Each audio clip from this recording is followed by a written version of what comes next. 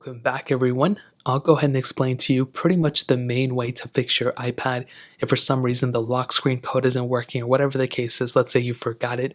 Now, this method does require you to basically factory reset it, so keep that in mind. If you're okay with that, then definitely proceed. If you're not okay with that, I would recommend probably trying out a couple of different other passcodes you can try, but if ultimately you can't figure it out, this is probably the only other option you have. So what you want to do is, first of all, you want to have a PC around or a Mac that has either iTunes or the Files app installed that you can go ahead and download the software on. So once you have that all figured out, all you have to do is basically put your iPad in restore mode. So in order to do this, what you want to do, first of all, I'd recommend having your iPod charged up as big as you can. If you can't charge it up, whatever. What you would want to do is follow the on-screen instructions that I'm putting on the screen right now. Basically, it's just exactly how to put your iPad in restore mode. There's a couple of different ways to do it for each iPad. So determine exactly which iPad you have, and then go ahead and put your iPad in the restore mode. Basically, you have to hold down some buttons here and there, but essentially you'll be able to get into that, logo on that Apple screen, whatever, that shows you just like an iPad and like a charging port coming out or whatever the case is.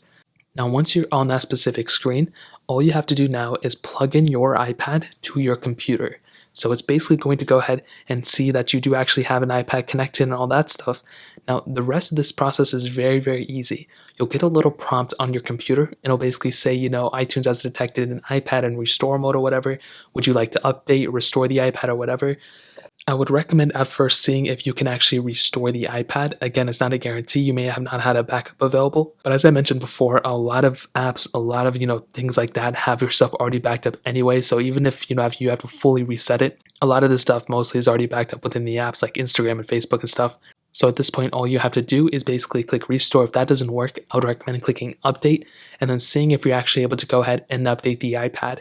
At this point, in my opinion, you should be able to go ahead and update the iPad, and all it's going to do is essentially reset your iPad. So it's going to go ahead and restore it basically to, factory settings.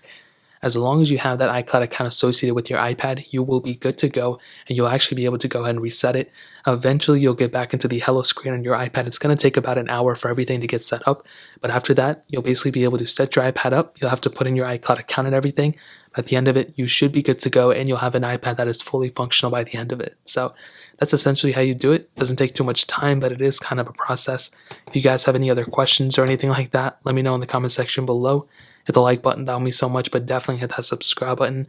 Every single subscriber that we get really does count, so it means so much if you guys can hit that.